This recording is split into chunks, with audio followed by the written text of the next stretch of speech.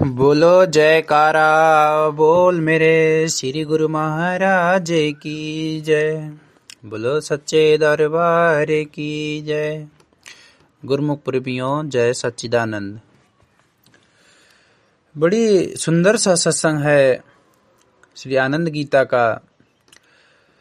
कहा गया है कि महाभारत का युद्ध आरंभ होने से पूर्व कुरुक्षेत्र के मैदान में भगवान श्री कृष्णचंद्र जी महाराज ने अपने परम सखा अर्जुन को जो उपदेश दिया वह गीता ज्ञान के रूप में विश्व विख्यात हुआ। वास्तव में यह ज्ञान अर्जुन को मात्र युद्ध के लिए उद्धत करने के लिए नहीं था, अपितु संसार रूपी कर्म क्षेत्र में आत्मबोध के लिए मनुष्य का मन माया और काल के साथ जो संघर्ष होता है, जिसके पथ प्रदर्शक समय के संत महापुरुष हुआ करते हैं, जो इसे माया व काल से जूझने के लिए शूरवीरता का पाठ पढ़ाते हैं। यह गीता ज्ञान वही परम रहस्यमय ज्ञान है। ऐतिहासिक दृष्टिकोण से महाभारत युद्ध और गीता ज्ञान के आरंभ की कथा इस प्रकार है। कुरुवंश में दो सगे भाई थे, पांडु और धृतराष्ट्र। पांडु के 5 पुत्र युधिष्ठिर, भीम, अर्जुन, नकुल और सहदेव। पांडव तथा धृतराष्ट्र के 100 पुत्र कौरव कहलाए। कौरव में दुर्योधन सबसे ज्येष्ठ था। पांडु की मृत्यु के पश्चात न्याय और धर्म की दृष्टि से पांडव की ही कुरु राज्य से उत्तराधिकारी थे। धृतराष्ट्र जन्म से ही नेत्रहीन थे।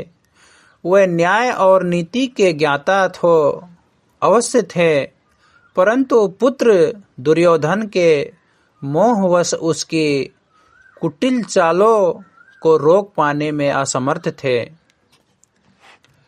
पांडवों के ऐश्वर्य वैभव तथा उत्तरोत्तर बढ़ती हुई कीर्ति को देखकर दुर्योधन के दिल में उनके प्रति ईर्ष्या भर गई।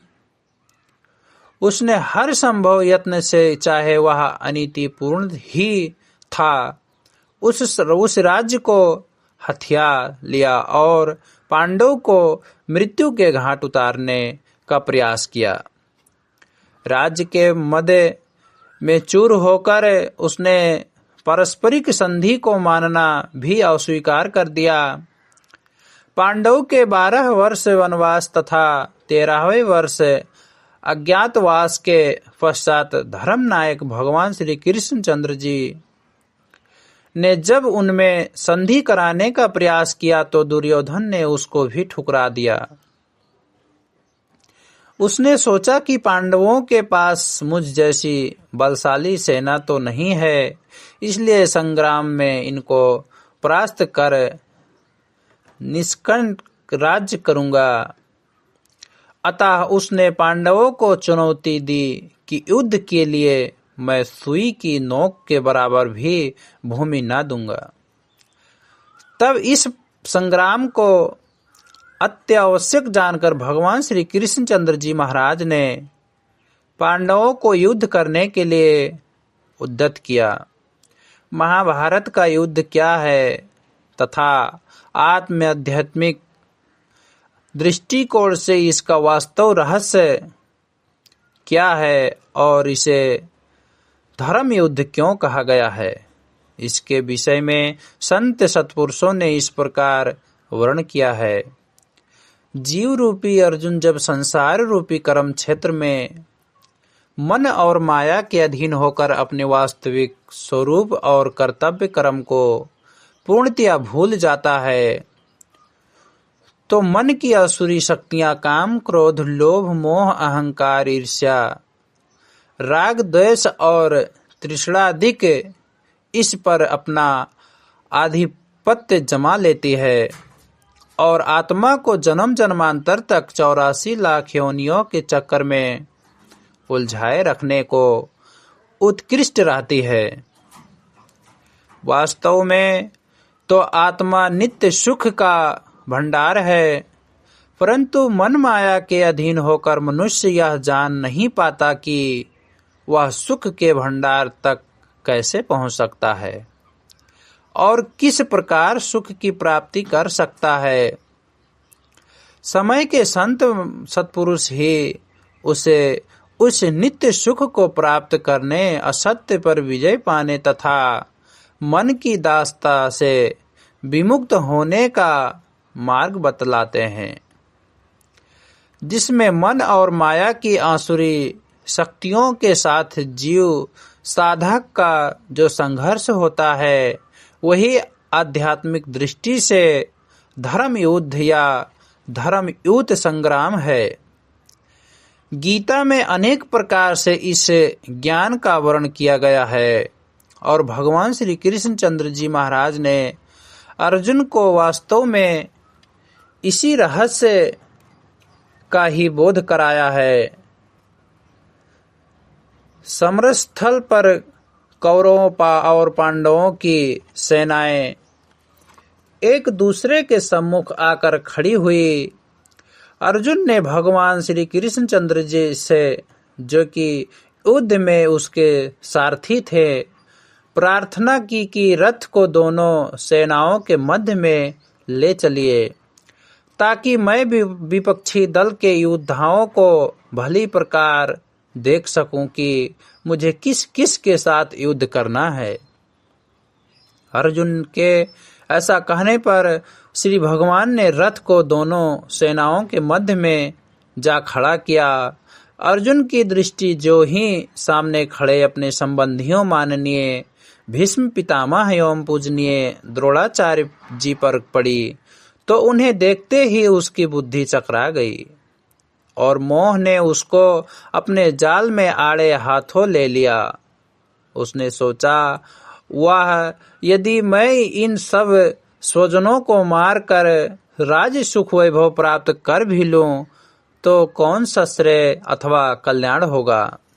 स्वजनों को मारकर मुझे सुख क्यों कर प्राप्त होगा। उसकी बुद्धि ने तर्क किया कि मामा, चाचा, पितामह आदि सभी संबंधी ही तो हैं। ऐसा सोचकर उसके अंग प्रत्यंग शिथिल हो गए तथा वह किंकर्तव्य विमूढ़ होकर युद्ध न करने का विचार ठान बैठा। उसने शास्त्रों को त्याग घुटने टेक दिए। भगवान श्री कृष्णचंद्र जी ने उसकी ऐसी दयनीय दशा देखकर कथन किया। कथन है कि आंखों में आंसू भरे जब शोकाकुल अर्जुन हुआ, पथ प्रदर्शक बन के उसके कृष्ण जी ने यूं ही कहा, आंखें युद्ध भूमि में अर्जुन मोह में है क्यों फंसा, धर्म विचलित हो के क्यों अपसई का भागी बन रहा। नहीं उचित हरगिज ए अर्जुन, कायरता तेरे लिए छोड़कर दुर्बलता दिल की वीरता से काम ले। यानी इसका अर्थ है, अर्जुन शोक से व्याकुल था तथा उसकी आंखें अश्रुपूर्ण भी। भगवान श्री कृष्णचंद्र जी महाराज ने कहा, ए अर्जुन, युद्ध के लिए इस समय में तेरे मन में यह मोह अथवा अज्ञान कहाँ से आया, जिसका कि विवेकशील पुरुषों ने कभी आचरण नहीं किया। यह तो अधोगति में पहुंचने वाला और दुष्की कृत्यकारक है। तू भयभीत क्यों हो रहा है? क्या तुझे अपना छात्र धर्म भूल गया? यदि तू अपने धर्म से विचलित होगा अर्थात युद्ध नहीं करेगा तो तुझे अपमान सहन करना पड़ेगा। क्षत्रिय के लिए अपमान तो मृत्यु से भी कहीं बढ़कर है। इसलिए उठ, साहस से काम ले और युद्ध के लिए तैयार हो जा। तब अर्जुन ने विनय की, प्रभु, मोह ममता से हुआ है मेरी बुद्धि का ह्रास, कृपा करके ज्ञान का भर दीजिए इसमें प्रकाश। शरणागत हूँ आपका प्रभु, और रक्षा कीजिए, अज्ञान तिमिर आवरण को दूर प्रभु कर दीजिए। इसका अर्थ है, भगवान इस समय मुझे अपना पराया लाभ हानि आदि कुछ भी समझ नहीं आ रहा। मेरी बुद्धि मोह ममता से आच्छन्न हो गई है। कृपा मुझे वह ज्ञान दीजिए जिससे मेरा कल्याण निहित हो। मैं आपके शरणागत हूँ। अर्जुन ने शरणागति पथ को अपनाया तथा भगवान के श्री चरणों में सर्वस्व मन बुद्धि समर्पित कर विनय की। प्रभु, मेरी बुद्धि पर मोह ने ऐसा आवरण डाल दिया है कि मैं युद्ध भूमि में खड़े शत्रुओं को मारने में अपने को असमर्थ पा रहा हूँ। फिर यह भी तो विदित नहीं कि युद्ध में वे विजयी होंगे या हम।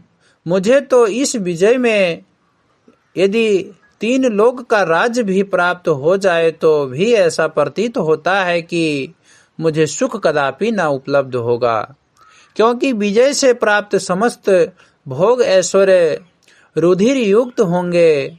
इससे उचित तो यही होगा कि भिक्षाटन कर अपना जीवन यापन करूं। अब आप ही बतलाइए मुझे क्या करना चाहिए। भगवान श्री कृष्णचंद्र जी ने देखा कि इस समय अर्जुन संबंधियों के देह स्वरूप को ही सत्य मान बैठा है। देह के मिटने से सर्वस्व मिट जाएगा, केवल यही इसे सूझ रहा है। तब उन्होंने देह की अनित्यता तथा आत्मा की नित्यता के विषय में उपदेश देना आरंभ किया।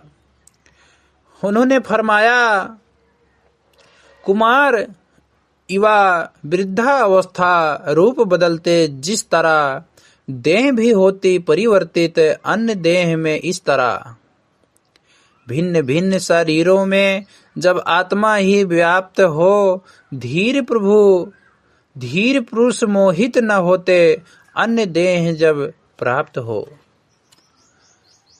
यानी कहते हैं, जिस प्रकार बालापन, यौन तथा वृद्धापन ये अवस्थाएं देह में स्वयं ही परिवर्तित होती जाती हैं, इसी प्रकार जीवात्मा भी एक देह को त्याग कर दूसरी देह को धारण करती है। आत्मा जब भिन्न भिन्न शरीरों में जाती है तो धैर्यवान पुरुष मोहित नहीं होते। तात्पर्य यह है कि आत्मा नित्य है, अजर अमर अजम है, किंतु इसकी नित्यता की सूझबूझ केवल उन्हीं को प्राप्त है जिन्होंने महापुरुषों की कृपा से आत्म तत्व की पहचान कर ली है। आत्म तत्व की पहचान होने पर ही उन्हें भिन्न भिन्न शरीरों में आत्मा के जाने पर दुख की अनुभूति नहीं होती। आगे भगवान पुनः कथन करते हैं कि अविनाशी नित्य रूप है आत्मा, केवल देह है क्षणभंगुर। शोक तज कर उठ तू अर्जुन, युद्ध कर होकर निडर। भगवान कहते हैं कि कथन करते हैं कि आत्मा अविनाशी है, अर्थात इसका विनाश नहीं होता, केवल शरीर ही क्षणभंगुर है। इसलिए हे अर्जुन, तू निडर होकर युद्ध कर। तेरा यह कहना है कि मैं स्वयं स्वजनों तथा माननीय पुरुषों का वध कैसे करूं, उनको मारने से मुझे पाप का भागी बनना पड़ेगा, मिथ्या भ्रम है, क्योंकि अन्याय के मार्ग पर चलने वालों का अथवा आसुरी एवं पाश्विक शक्तियों का वध करने में कोई दोष नहीं है। प्रत्युत क्षत्रिय होने के नाते यह तेरा धर्म है। गीता के दूसरे अध्याय के प्रथम श्लोक से ही यह बात स्पष्ट हो जाती है कि अन्य शास्त्रों व ग्रंथों की वाणियां भी इसी सत्यता को दर्शाती है कि संत महापुरुषों जीव की दयनीय दशा देखकर द्रवित हो जाते हैं। वे मानव देह में अवतरित होकर धर्म व कर्तव्य से विमुख हुए जीवों को सतपथ दर्शाते हैं। जैसे कि श्री भगवान ने अर्जुन को शोकाकुल देखकर उसे उपदेश दिया। भगवान श्री कृष्ण चंद्र जी ने अपने मुख से ही इस बात को पुष्टि की है। अविनाशी हूँ और अजन्मा इस जगत का कहलाता, योग माया से मैं अपनी सगुण रूप धर कर आता। हानि होती धर्म की, जब जब पाप अधर्म है बढ़ जाता। विविध रूप धर कर तब तब धरा धाम पर मैं आता। दुष्कर्मी न रहे जगत में, साधु जन का होए उद्धार। धर्म की रक्षा हेतु ही मैं युग युग लेता हूँ अवतार। बोलो जयकारा बोल मेरे श्री गुरु महाराज जी की जय हो।